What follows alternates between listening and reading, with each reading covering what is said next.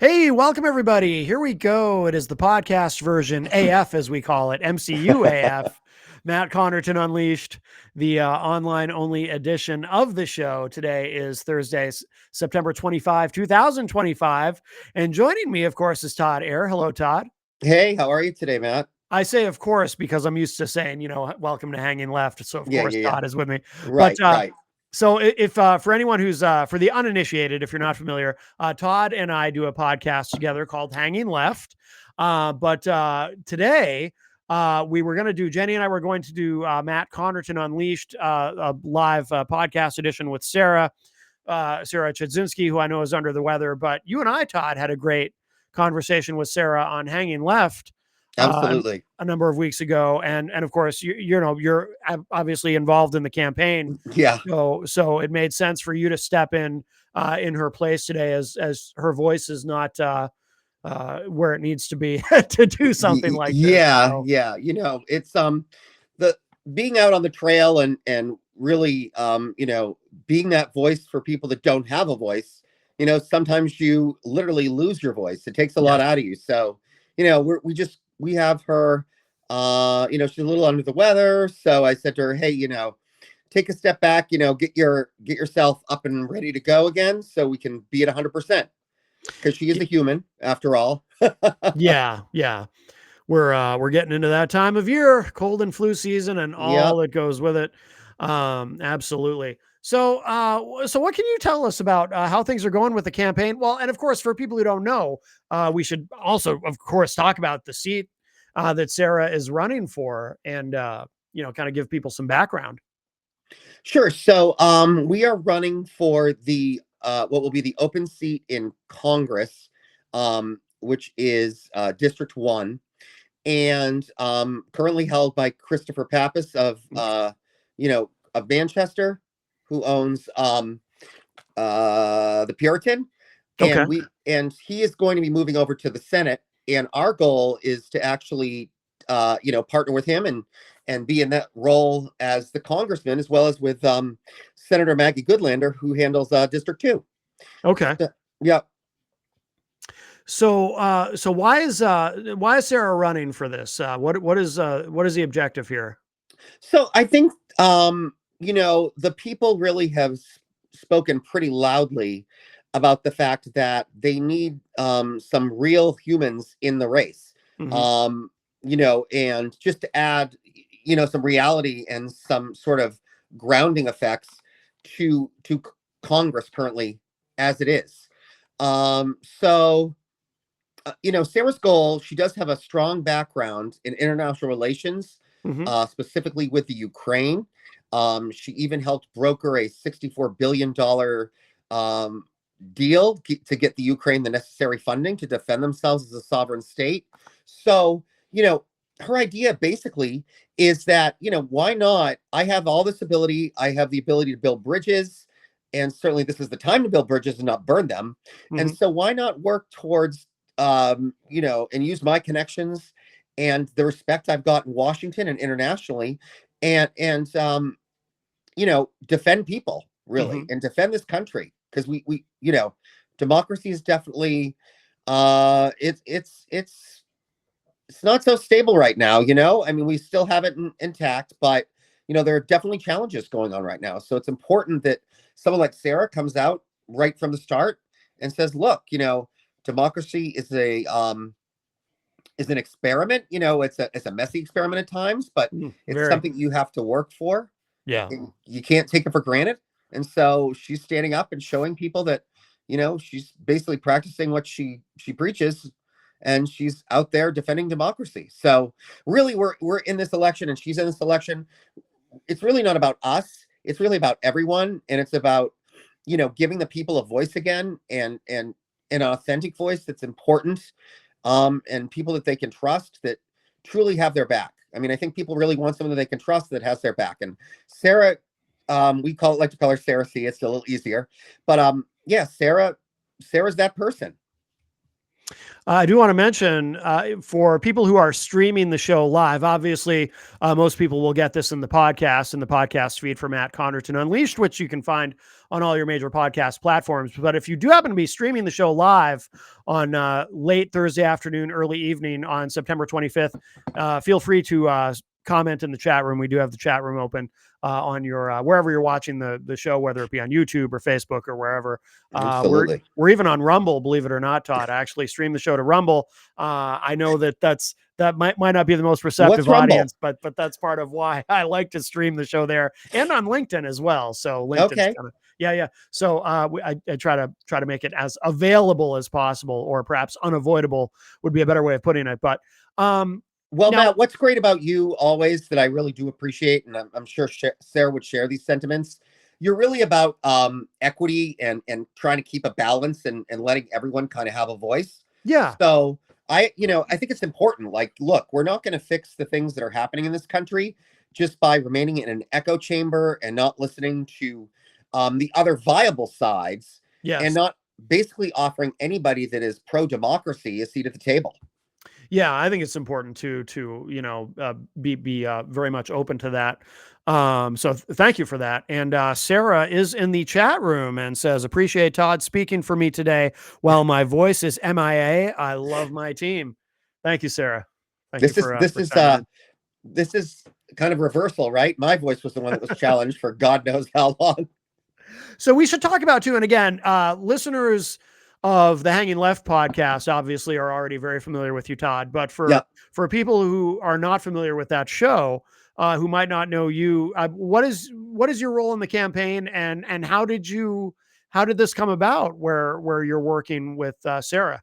Sure, Matt. No, that's a good question. So basically, I am her political director. Not basically, I am her political director. So what that kind of means is it's kind of taken on, it's an organic position. So it kind of takes on things as they need it. But within the field area, anyway, I'm her right-hand person. Also, I help manage the field team, and ultimately will help her manage with the field team. As a field team, we will all help manage hopefully the army of volunteers that we acquire. Not hopefully, though. I mean, a lot of people seem to already be interested. It's just a matter of getting that aspect of the campaign up and running. So as you do this, what are you seeing out there on the campaign trail? I mean, when you're able to, obviously, cold and flu season has already started, but that aside, I mean, and by the way, this might contribute to people being sick, because obviously campaigning is hard work, right? For sure. Yeah. Probably nobody involved in this endeavor, including Sarah herself, I'm sure is getting enough rest, and that just comes with it, right? But it's also worth it, of course, to make that sacrifice. But what's it been like so far? I mean, it's a lot of work. Absolutely. And why I, am definitely focused on this is because I guess I feel like, all of us have roles to play really in the world in general. But I think that if you've been given a gift, whether that's a gift of the ability to speak, the ability to create coalitions and to help mobilize people, and you've been given, and you have charisma, and and also you happen to have contacts and the ears of people that very few people have the ears of, I almost think it's imperative, and you're compelled to do what it takes in this moment, to do what you can to protect this country. I mean, I would almost feel guilty if I hadn't joined the campaign. Mm-hmm. And the thing about Sarah is that we have the same philosophy, right? And that's that basically we understand the importance of having a universal vision, which sort of takes into account the people as well as the establishment, as well as like both the very left side of the establishment all the way to the more center side, and even some more pragmatic conservatives, and hold more of like ideally like a conversation circle, and get sometimes literally, sometimes figuratively, but just be out there and open and let people know that to me, I don't know, I couldn't really do anything else in the moment, honestly. I think that like I do happen, and so to, I guess, take a deeper dive into that, um, myself, my colleague Jason, who's her scheduler, as well as a member of the field staff, and Hmm. then Andrew, who is also field staff and our photographer, as well as now myself and Andrew are now running the social media part of it. All of us, and even Sarah herself, we come from an activism world. We come from a activist world. We come from a nonprofit world. We come from, amongst the people.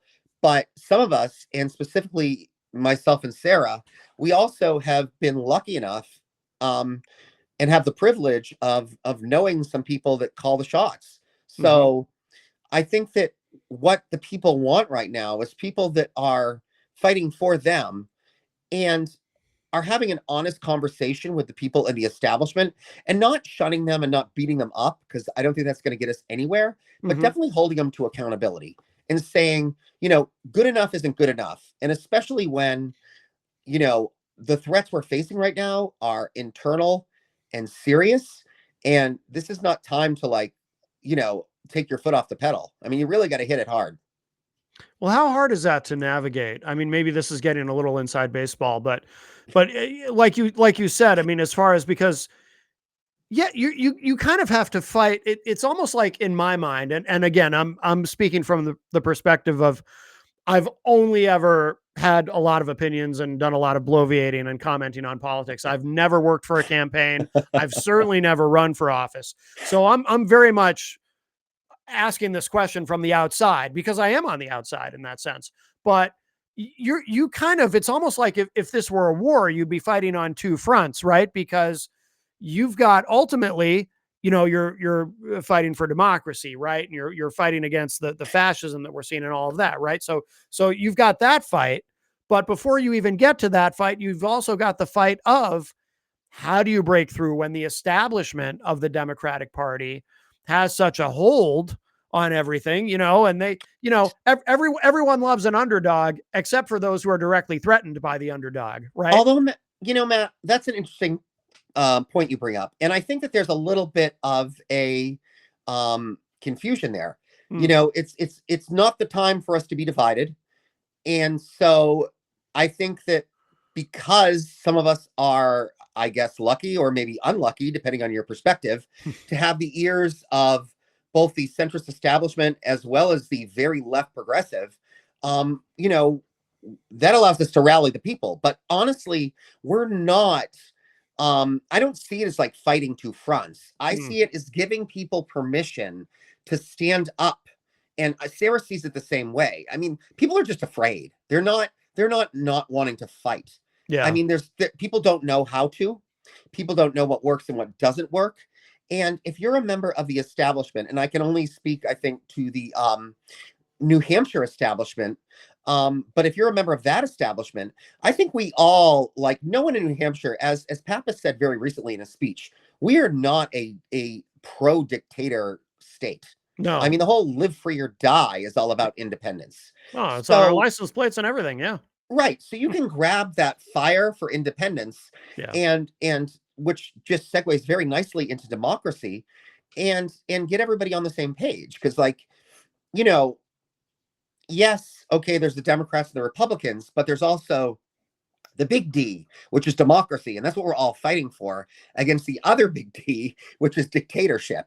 That's what we're fighting against. And most people that, look, only about 30% of this population, and that's so 30% will follow him, I would say, once it's all said and done. And then within that 30%, conservatively 15%, but probably closer to like 5% would benefit from this power grab. Hmm. A vast majority of even the people following him, he's just lying to them and feeding them their breads and circuses. But at the end of the day, his plan is, they're disposable too to him. Oh, So absolutely. so it's just important, look, we can't flip everyone. Right. And it's really it's kind of like this. This is how I look at it, and I think it's how Sarah would probably say it too. Um, it just so happens the Democratic Party right now is the party that's standing up for people, but we support everyone that stands up for people. So Right. at the end of the day, we welcome open dialogue and a little bit of, dissent amongst each other in a positive, healthy way. I mean, Yes. that's what democracy is about. Sarah did say in the chat room, it's not the time to be divided either. We are all in this together. Yeah. I Um, mean, I think, Matt, we're very lucky because New England and definitely New Hampshire, it's one of those places that, you know, for the longest time prior to pre-MAGA, I grew up my whole life not knowing people as Democrat or Republican or independent. I mean, most people actually call themselves independent. And it wasn't a dirty word either, because it didn't necessarily mean like this quasi like hiding of like libertarian, which was a quasi hiding of MAGA. It as, wasn't all as, about that at all. I mean, these people especially were especially in New Hampshire, by the way, which right. has I an mean, unusually high number of right. independents. I Yeah. mean, people were generally independent. Yeah. And people were generally not wanting to get involved in people's personal business. Mm-hmm.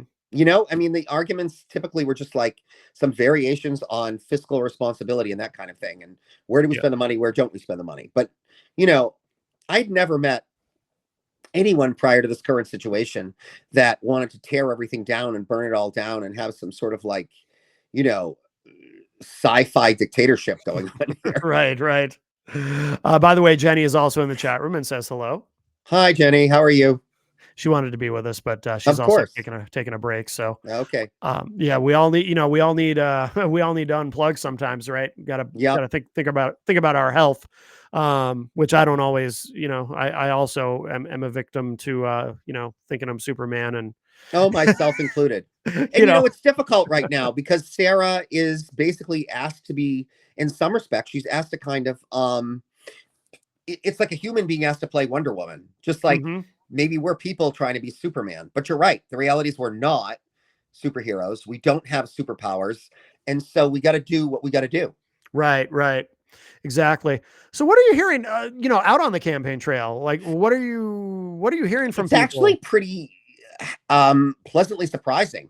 I mean, I think most people, so it's a good time to be outside the system. hmm And it's a good time to be, I would say, a little more progressive of center, like center, like still under, I would call it a pragmatic progressive. Um, because, you know, progress in the sense that a lowercase p progress where you support change hmm and you support moving forward and you support, so not a radicalized definition of progressive like, the alt-right has tried to um mark the Democratic Party with, Yeah, but just they use progressive it as as a in slur. right, as in but it's not. It's about change. Right.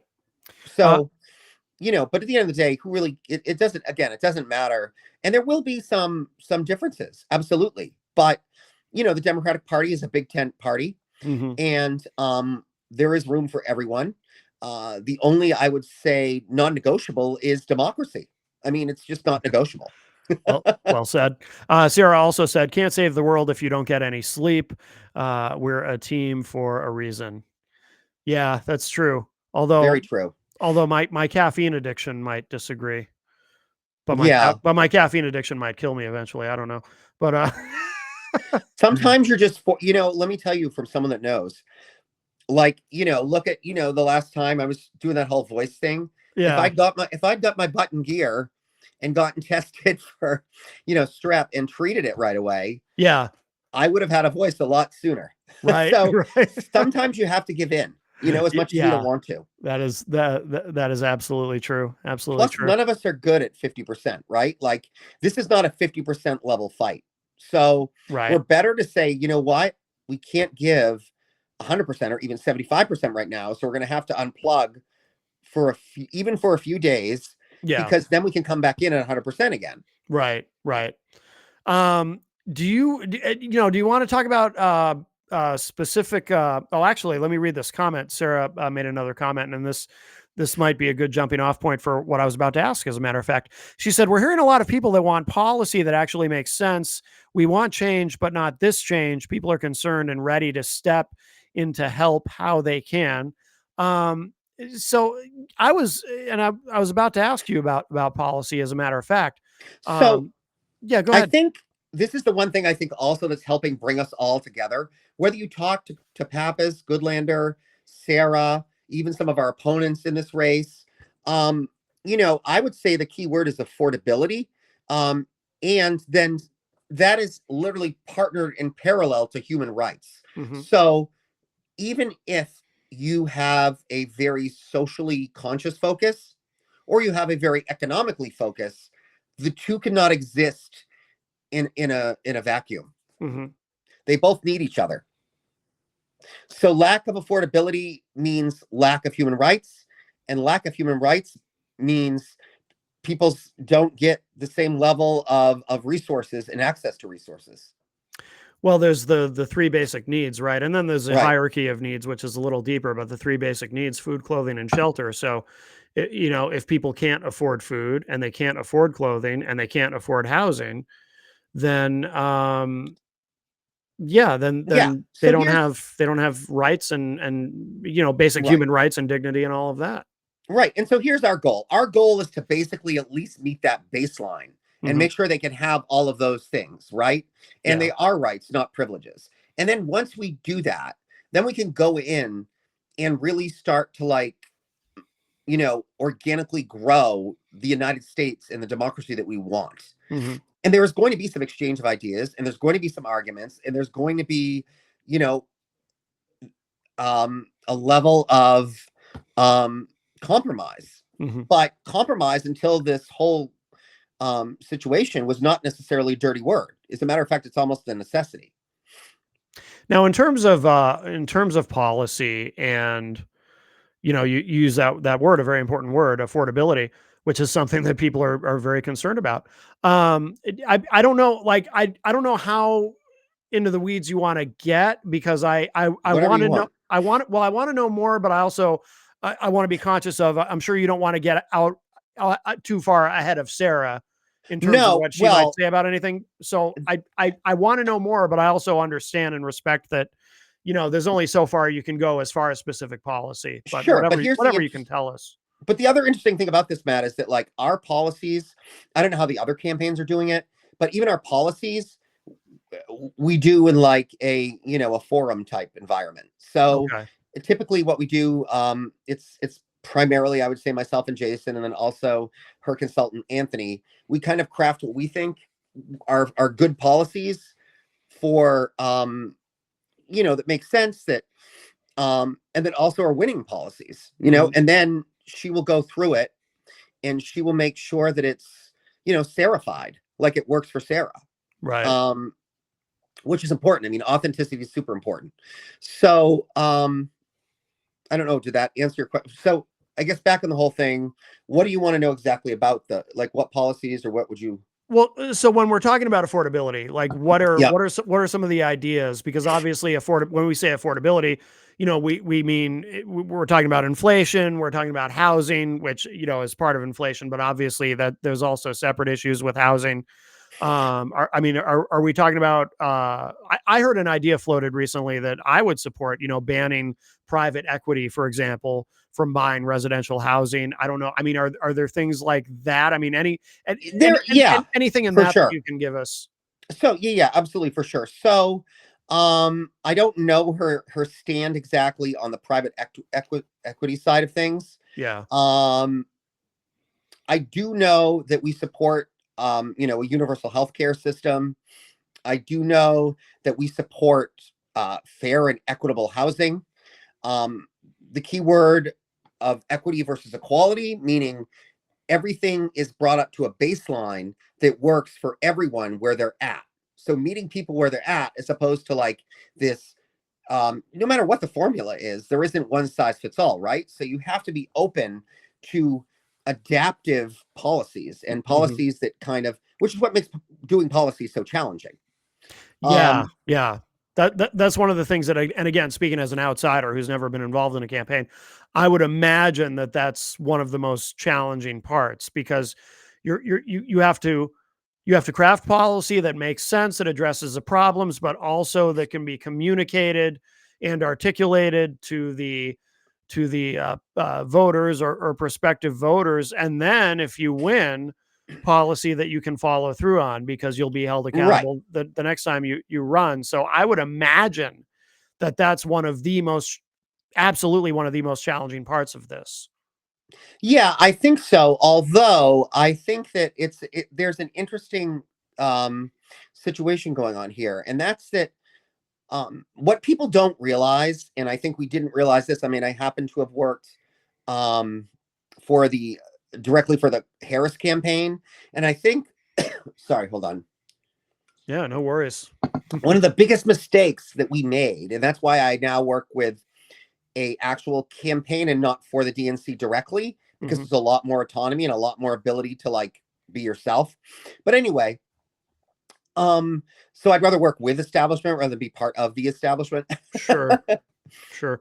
But anyway, what was I saying? Oh, so I think it's kind of going back to your analogy of Maslow's hierarchy of needs, right? I think it's unfair to ask people that haven't reached levels 1 and 2, which is, subsistence slash baseline survival, and then just living, to then sit and pontificate about these higher level things that myself and Sarah and Jason and all the rest of us Politico junkies talk about, right? And it's also sort of silly and kind of naive to think that we can convince people on these like abstract, Mm. sort of like idealistic things to support us. Mm-hmm. But the other side of that coin is that if you give people those things and you raise their baseline, A, they're more open to social progressive change, and B, they're not threatened by it because Yeah. you're not saying we're going to take this away to do this. Right. You're providing them a good baseline, and we want more than basics, and that's the other problem too. Um, I mean, up to this point, I think a lot of people, certainly the current leadership, certain current administration, they're giving people just like baseline survival or a little bit better. It's like baseline survival with a package that looks a little nicer, but at the end of the day, it's just gilded, and it really is just baseline survival. Um, in that way, we like to look at like some European models and things like that, where people, you know, actually their basic needs are met, and then even some of their wants. Right. Like, it's not about, oh my God, like we can get by. It's about we all deserve a quality of living. Right. Right. Sarah commented in the chat room too, again, regarding policy. We are working with community leaders to put together policy that's not pie in the sky, things that actually make sense and can be put into action to make a difference. Yeah, that's a good point that she brings up, and I'm sorry, I should have remembered that too as well. Yeah, how we're formulating our policy is sitting down with the experts. So, Mhm. like, I'm not going to sit down, and Sarah's not going to sit down, although she happens to be in education, so maybe that's not a great example. Well, let's say like the current Health and Human Services secretary. Mm. We're not about to go tell doctors how they should be handling a pandemic, Right. right? Right. Or like, we're not going to write policies that ignore medical and scientific evidence. We're going to listen to the experts. We're going to look at the studies, and then we're going to base policies on those things. Right. No, that makes sense. And if we're making policies about changing and getting police and policing in a better place, then we're going to talk to both sides. We're going to talk to the people and the communities that feel over policed or whatever it is, and they feel like there's a police bias and the police activists. But we're also going to talk to the police themselves and ask them, like, how can we build a bridge? See, it's really all about building bridges. It's not Mhm. about like let's pick one side and really run hard at that one side. Right. Right. Um, Does that make what sense? No, it does. It does. Is there anything that's really surprised you again in terms of being out on the campaign trail and talking to people? Anything that maybe people are concerned with that you didn't expect, or maybe that you didn't expect quite so much of, Well, or I even, or guess.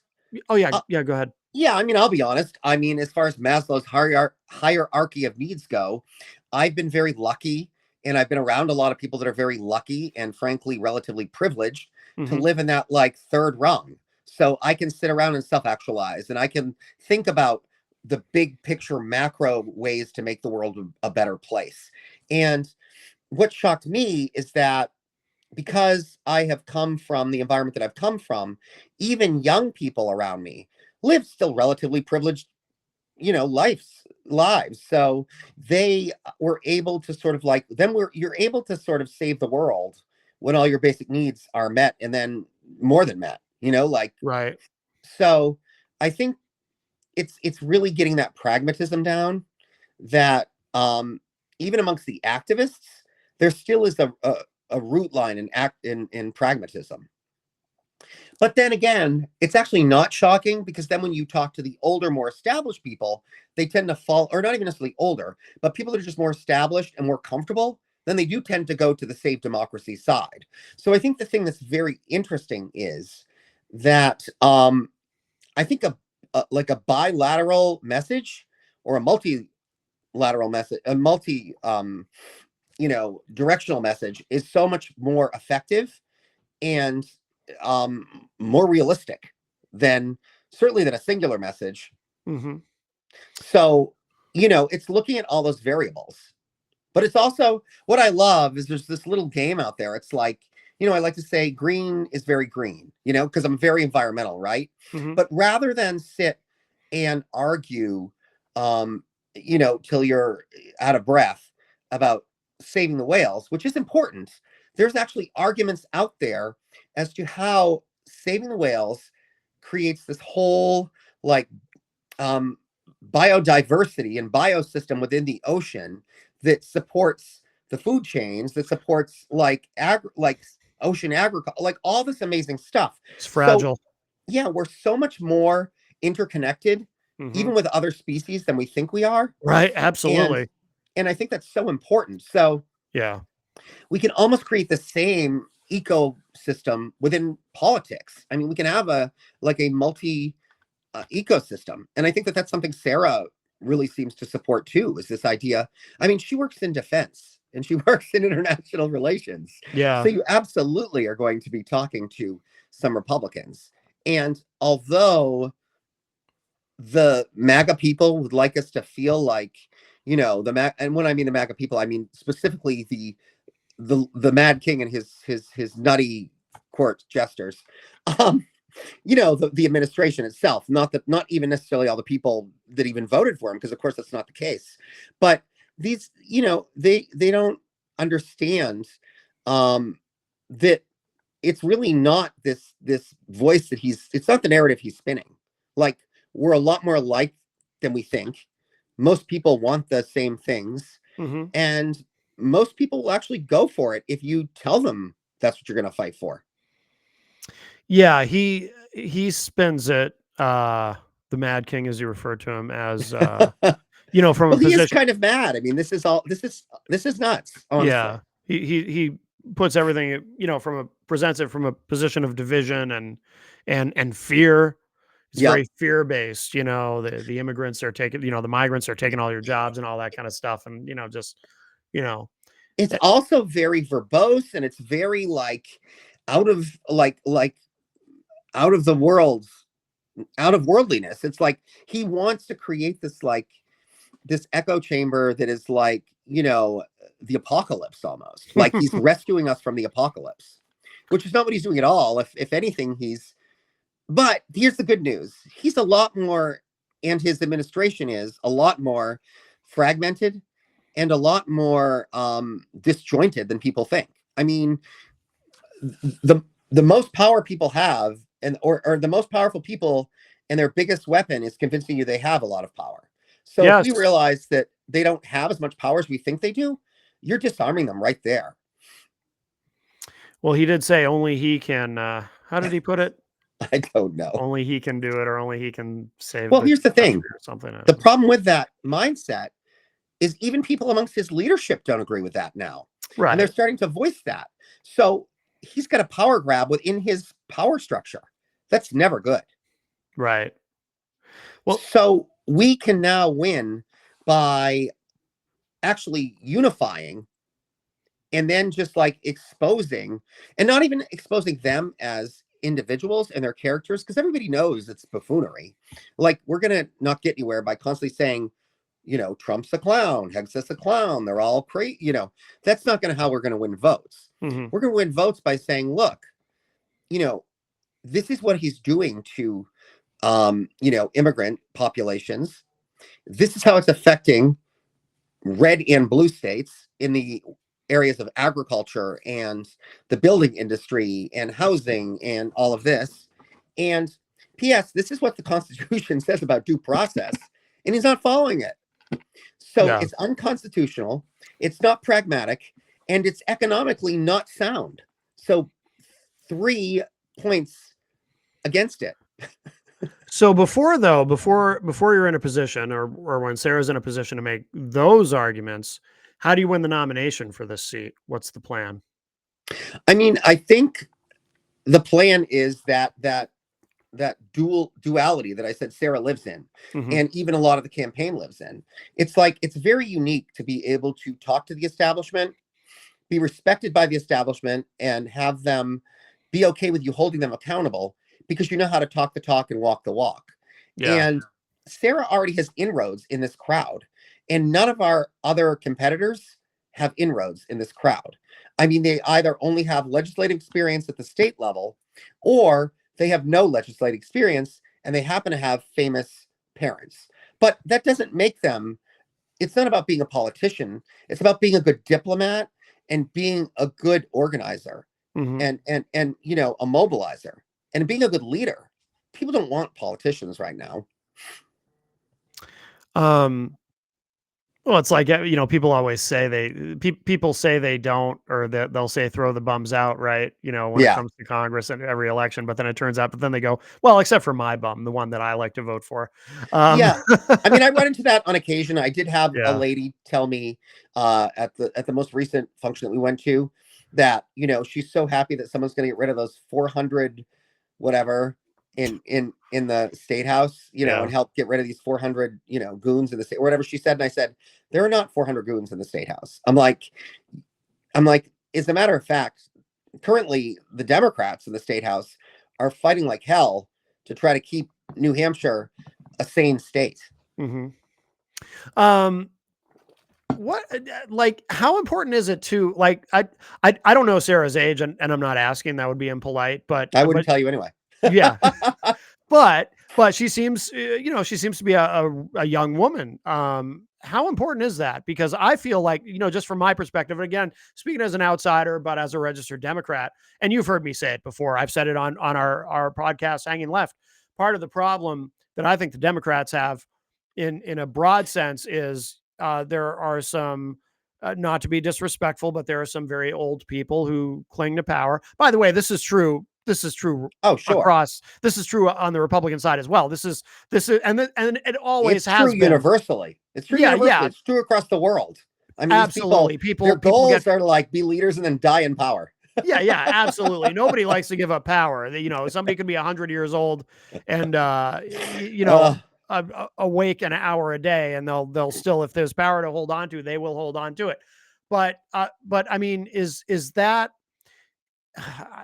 it sounds callous to put it this way, but is that kind of a selling point that you're pushing with Sarah? She's, she because it's, on one hand, she's got all this experience. She's got, as you said, she's got these connections with the establishment. She can talk with them. Her background is very, very impressive, but at the same time, she seems very youthful. She's a young woman. So, I mean, is that kind of part of how you approach this, by saying, here's someone young and fresh who also has the experience needed to understand the job and to get things done? Yes and no. I mean, I think that age is just one of the factors. But age without experience doesn't matter.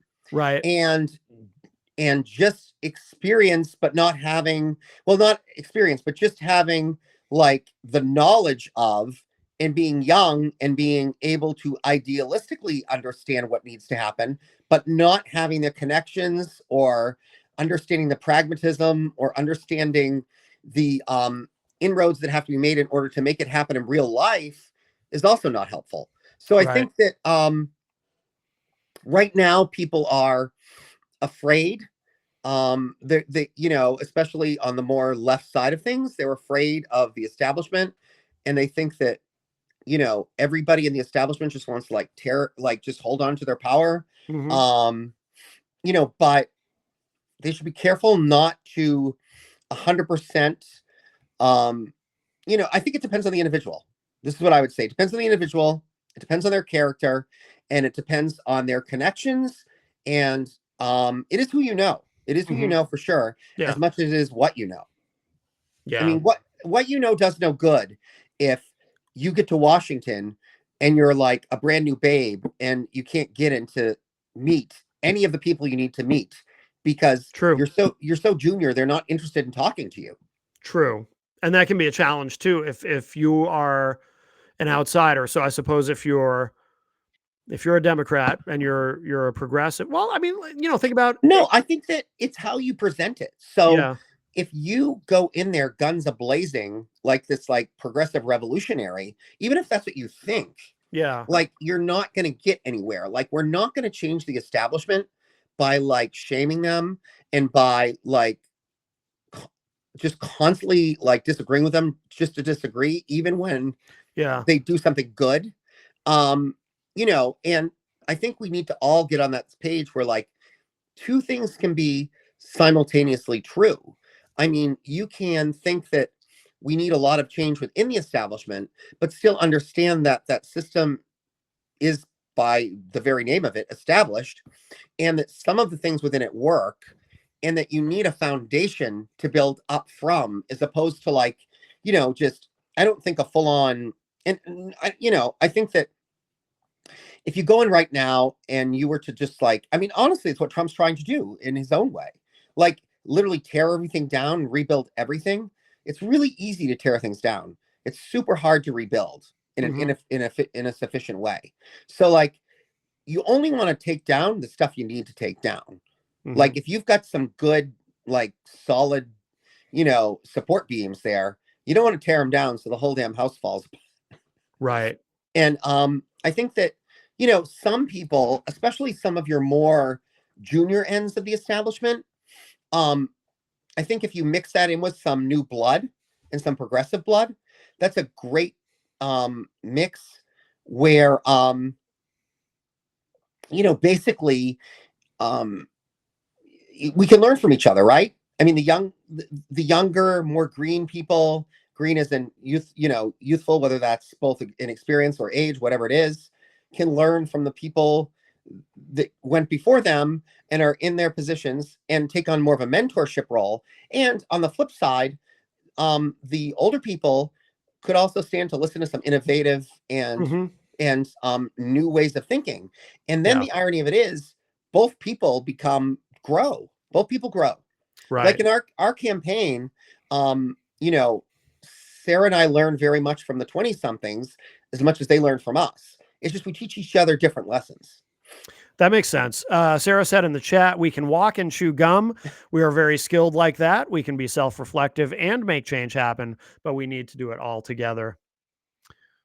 Um, yeah, I feel like, I was thinking as we were talking about this too, AOC came to mind. I feel like when AOC first got elected in New York, as a progressive and kind of an outsider, she was not. I feel like from what I can recall, early in her tenure there in Congress, they kind of froze her out. Yeah, that's what they do. You So know, if you don't come across as a threat, which Sarah does not, I mean, they like her. yeah, And even myself, I mean, they like Maggie Goodlander likes me. Like we're pretty good friends. yeah, Pappas likes me. Like even though he knows I'm not as center as he probably is, they're not, and even Sarah's not as center as he probably is. They don't want to throw us out because sure, A, we're listening to them and we're willing to compromise, and B, like, we're supporting them and championing them when they deserve to be championed.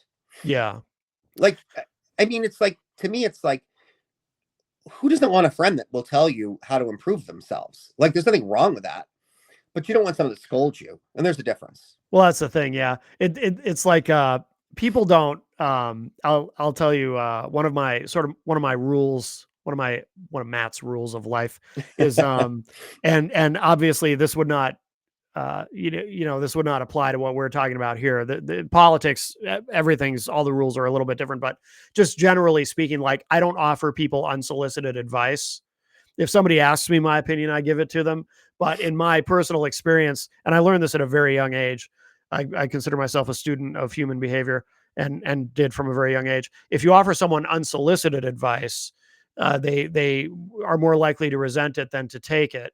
And I feel like, so I think that where that does relate to politics is if very often, and maybe this is, again, maybe this is part of where Sarah can shine, because like you said, the establishment likes her, even though she's going to come in and not be the establishment herself if she wins. But I feel like, again, She's they want about to, halfway. She's mid-range. I mean, she's yeah, not yeah, like she's a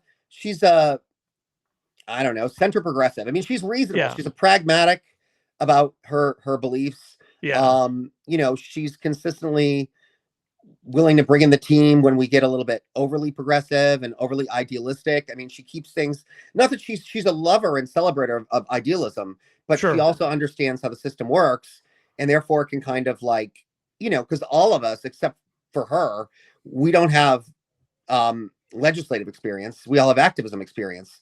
So it's a different world. It's like, as an activist, you go in and you're trying to like convince whatever side you're talking to listen and do what you want them to do.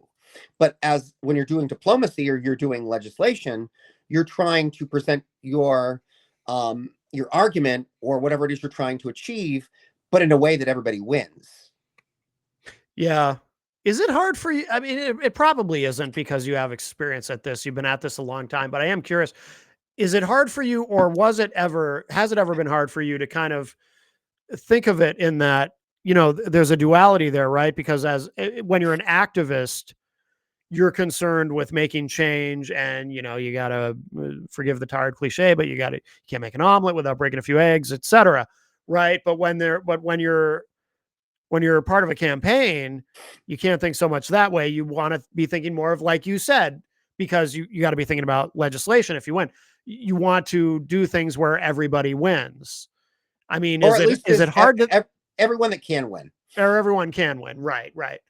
Because we don't necessarily want literally everyone to win, like with the corporations and, no, I mean, billionaires and all that. correct. But is it hard? Is it challenging at all to kind of think of it from both perspectives, or maybe it's not. Maybe I'm um overthinking it. so there's a few things. Yeah, I do think we overthink it, but I've been guilty of overthinking it myself. Okay. It's not a zero-sum game like we think, and I think that's another benefit of getting older, right? Like, you see everything more in grays, Mm-hmm. and it really is a lot more gray than it is black and white. I mean, that's not what Trump wants it to be, or MAGA wants it to be, because that's not the narrative that's winning for them. Right. But people really need to win and want to win. So if you present people only really honestly give you pushback if you're like you said, almost like if you're jamming something down somebody's throat, but you're not even presenting it in a way that makes people like even see any side that they're going to benefit from. You're just telling them it's the moral obligation for them to do it. Well, that doesn't work very well. Yeah, Sarah said in the chat room, the people need to win.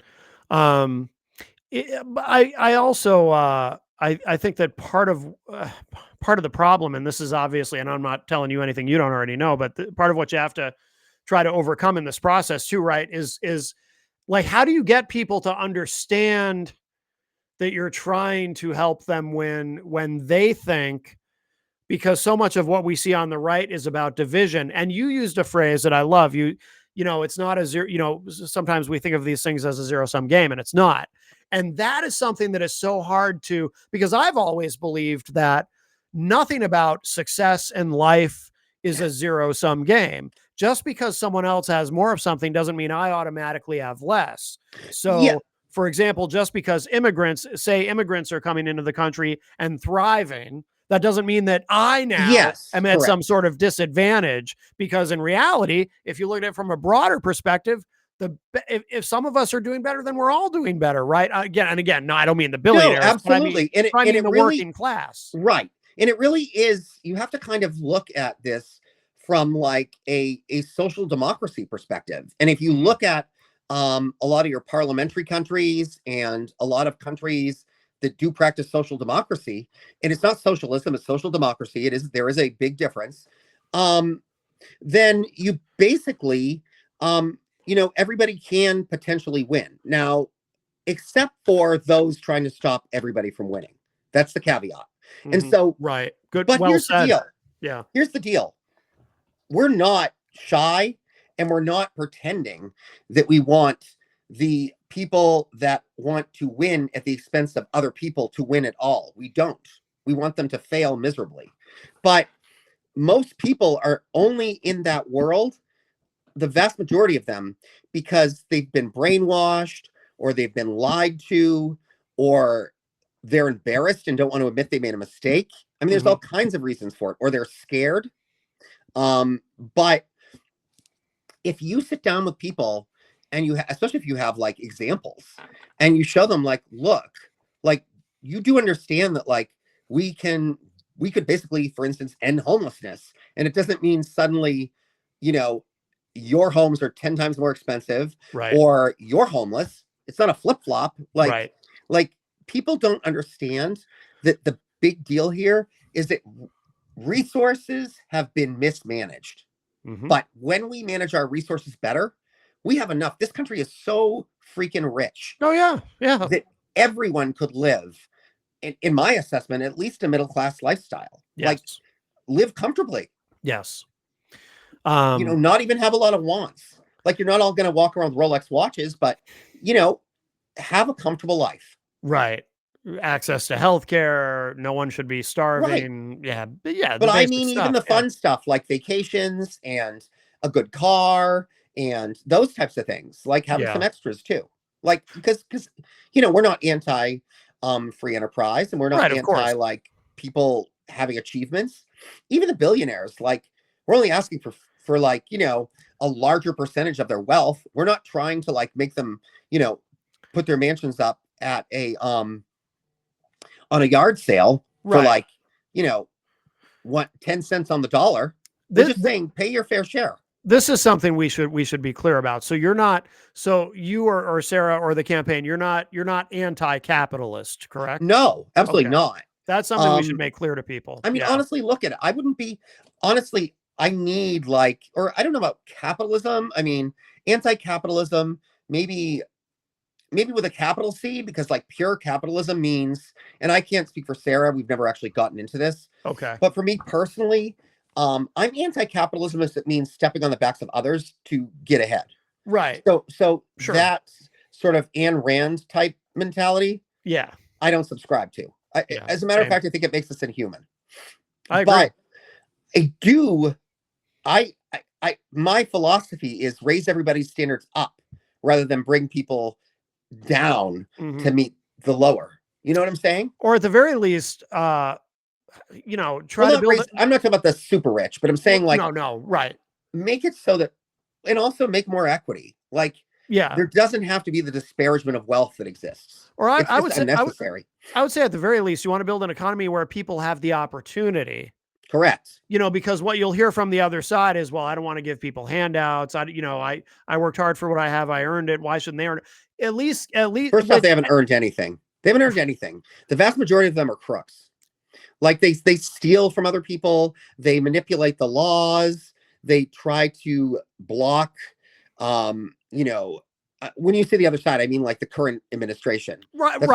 That's what I mean. Like, well, but they're just stealing everything. But just speaking more broadly, from the conservative perspective, they'll say, well, I don't want to give people handouts. I don't want, and it's like, we don't either.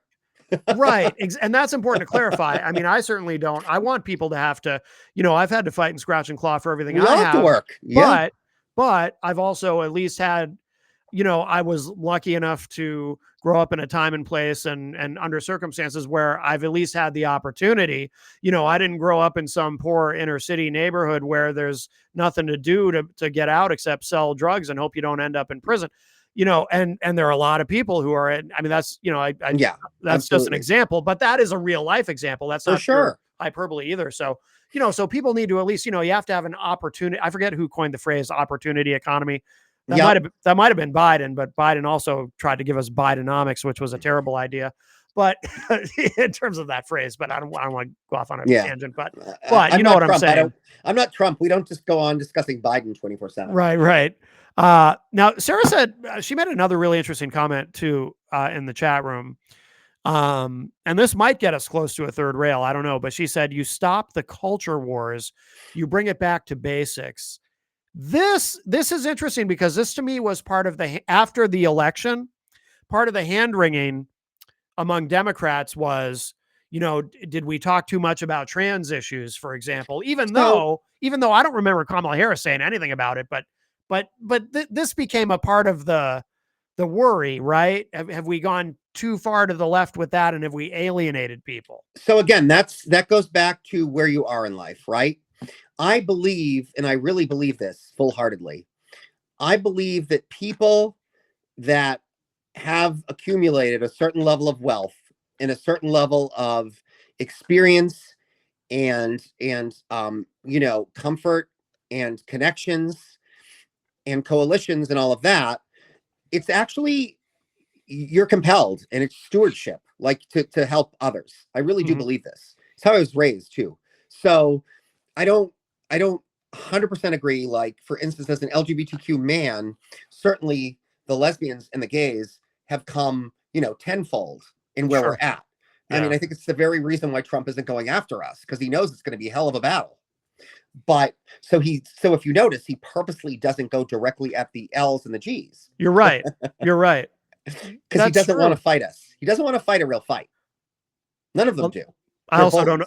Also, his heart just might not be in it, because if you remember one odd thing, and this is a little bit random, but it's just, I always think of this when this, because this subject, we might've talked about this before, because I feel like this came up once before, when Trump initially announced in 2015, he actually had an event. I don't know if it was connected to GLAAD or something, but he had a campaign event very early in his campaign with rainbow flags and everything. And he said, I'll be the best friend the LGBTQ plus community ever had and all this.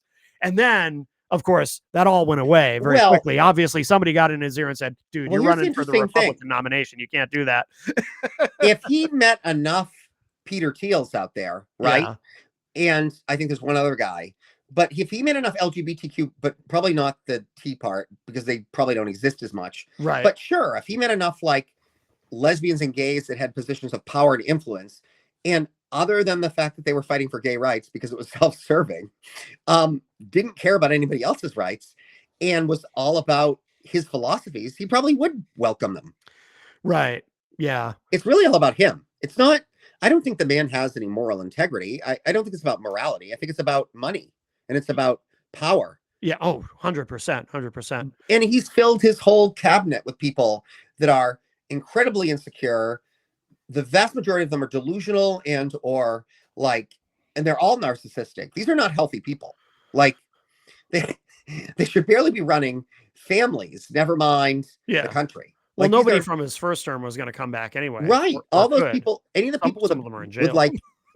Anybody that understood reality ran away. Yeah. Their whole thing is magical thinking. This is like a cult.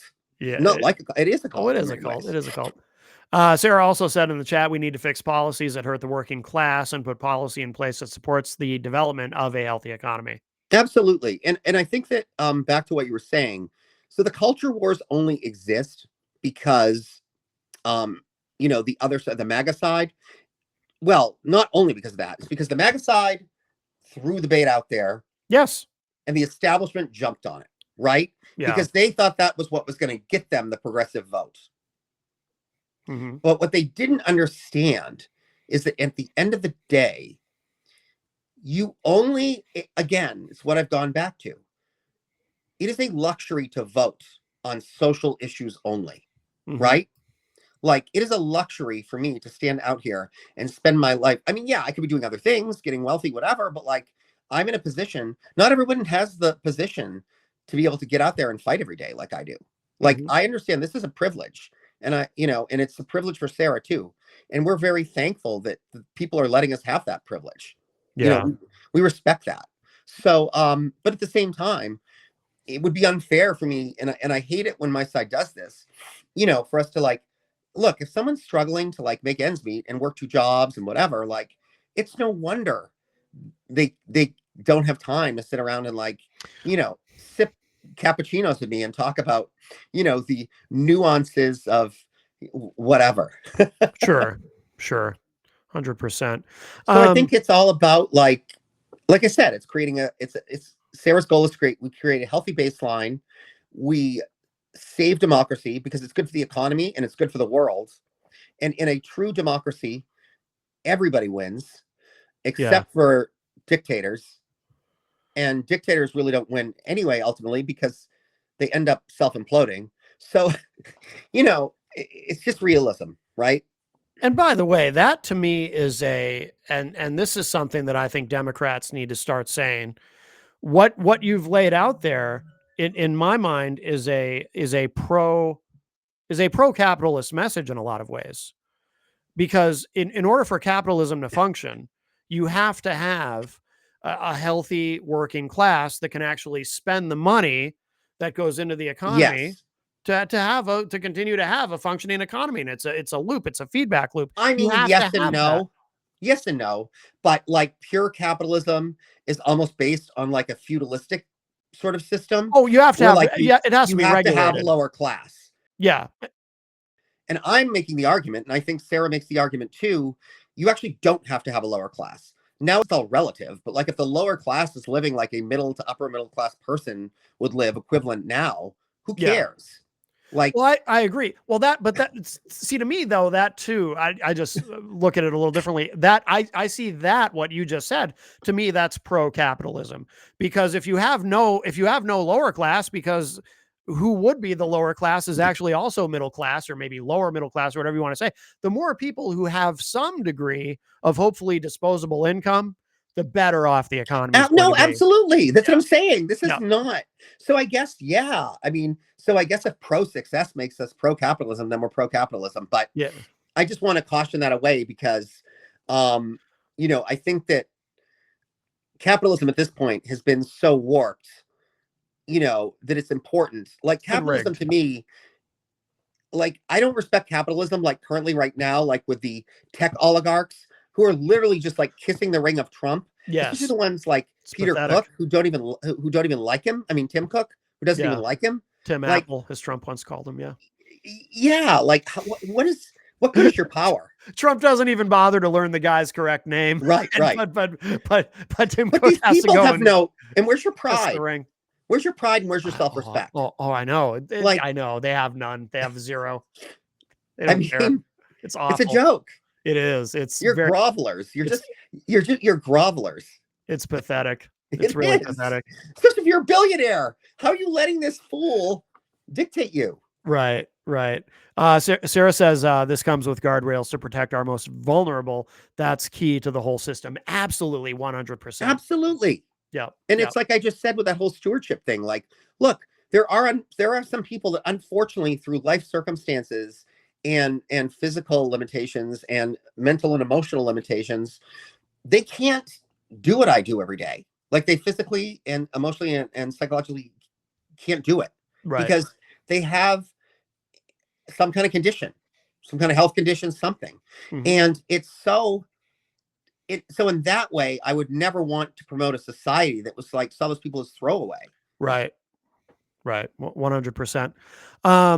Todd, I don't want to keep you too much longer. I know you're under the weather and whatnot, and it's okay. We're just over an hour, but I do want to something I want to make sure we get in before we wrap this up, because I'm really interested in learning more. And I know some from when Sarah was with us on the Hanging Left podcast, but can you just on her foreign policy credentials and so forth, and her work in terms of Ukraine? Sure, absolutely. Can you tell us about that?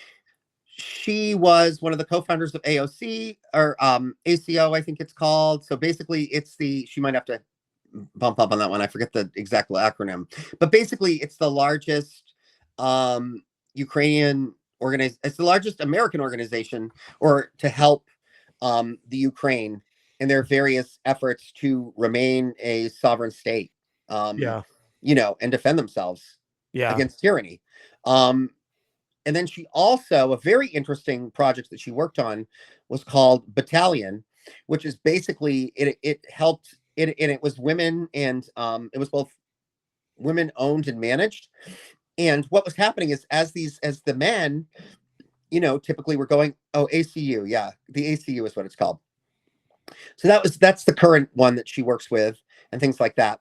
But the Battalion organization is fascinating because what they did was again, it's like it's important that people do whatever they can, and these women like embodied that. So they didn't feel capable, or maybe they weren't capable of going out and fighting, right? Mhm.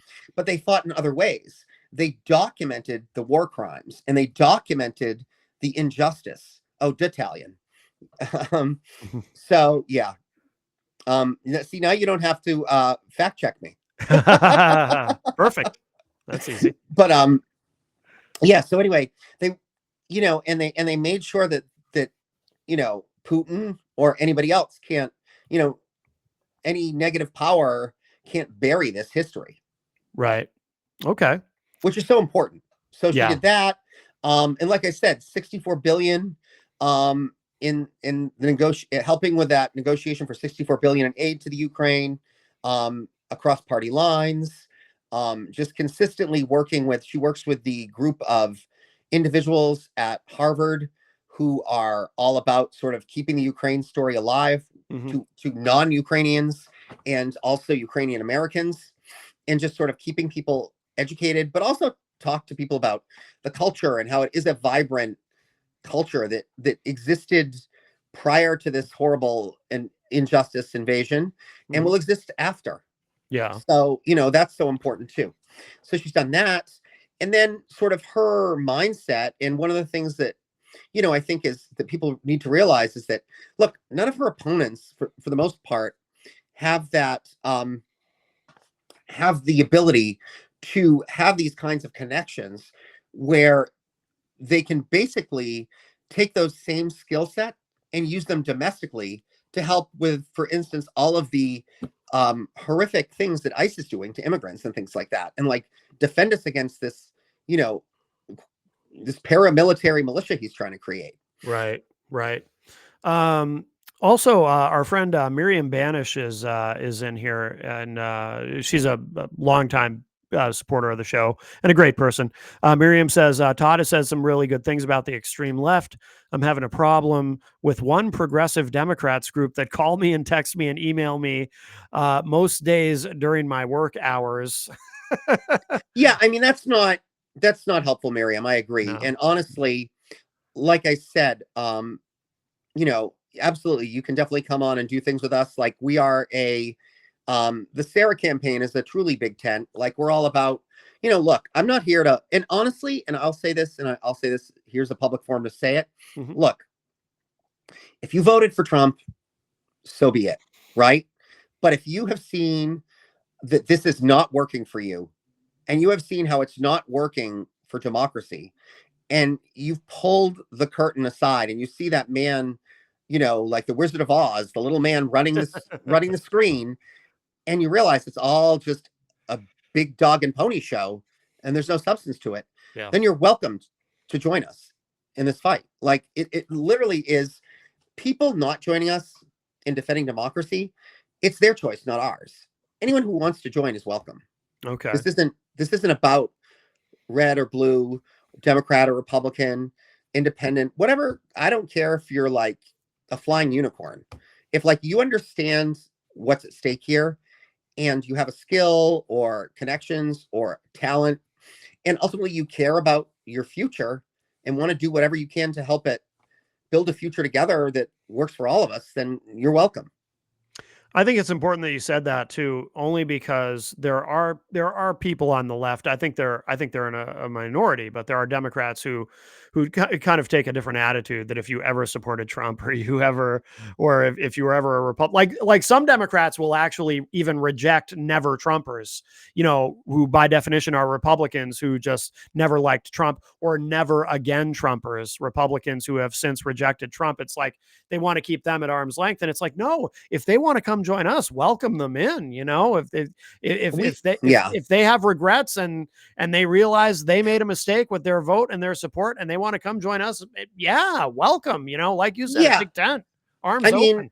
not to prolong this, but I will say I think that comes from the whole banking of like the Cheney situation. Like maybe it was turned up a little bit too much. Yeah. Oh yeah, of course you're talking I about mean, I when can see that side of the argument. I'm not saying I even Kamala necessarily Harris agree. had had Liz Cheney at events, and some people. Here's what we should have done. And again, this is more our philosophy, and this is the Sarah campaign philosophy. Rather than say maybe we gave, Cheney and what's his name, Adam Kinzinger. Adam Kinzinger. Yes. Right, Kinzinger. Too much attention. I would say that we didn't give the progressive side enough attention. So rather than take attention from one group, we should have given just more attention to more groups. And so not a zero-sum game. Yeah. Right, because everybody has something valid to say. And I'll tell you this, it's been progressives that have taught me and opened my eyes to what's going on in Palestine. And for that, I thank them, because I absolutely had been spun, especially being like a gay activist for so long. The Netanyahu administration has done a great job of like publicly championing like LGBTQ rights, because he knows it's a win for his people. Right. And he knows we have a lot of money, and he knows if we see an oppressed group, we'll we gravitate to them. Right. Because we understand what it's like. And also we can relate to the Jewish community, right? Because LGBTQ, especially if you're talking about gay men and lesbians, the vast majority of our persecution was in spite of having positions of education and wealth, not because we didn't. So we understand there's all kinds of oppression out there, and there's all kinds of people trying to take your power. But I think what that did was it put blinders on us, And back in the day when they could control the media more, it's like, and I'm sure you know this, you're old enough to know this, I'm old enough to know this. All we saw were the terrorist attacks. All we saw was this. So of course, and then we saw 9/11 and all this other stuff, right? So of course, this is the narrative we believe. Like, if my only exposure, for the most part, to the Middle East outside of Israel was like hyper negative, and they were constantly blowing my brothers and sisters out of the air, and this is the only people I saw. I only saw their bad actors. Of course, I'm going to start villainizing them. Right. It's not an excuse. It's more just a matter of understanding where that mentality came from. Yeah. But I think that when you're in a position like myself, and you're lucky enough to be in a safe position where you can start, again, it's all about that accountability, right? Yeah. I think it's important for me to say, you know what, that wasn't cool. And I now reject what I used to think, and I'm open because, I guess for lack of a better word, you've seen the light, and I've seen, and it's moving that way too. That's the thing. Like, you even got, it is. Yes. Even amongst young Republicans. Yes. They're appalled at what is happening to the Palestinian population. Well, even Charlie Kirk, I mean, I certainly hadn't planned to bring him up during this conversation, but since it seems worth mentioning, even he was beginning to question in the weeks leading up to his murder. He was beginning to question, his own sort of Zionism and whether maybe he was wrong. I mean, I don't think I don't necessarily buy the narrative that he was starting to swing completely the other way, but he was starting to ask questions. Interesting. Yeah. Since I'm on here as Sarah's political director, yeah, I'm not going to go on that one. Her and I definitely have different views on that. Sure. But yeah, listen, I mean, if anyone is willing to assess their misperceptions or the error of their ways or whatever it is, I'll certainly at least listen. Yeah. Absolutely. I guess the difference is, and I do think this is maybe where compromise is not complacency. It's one of my favorite phrases I've come up with. And so I don't believe that compromise is, accepting hate.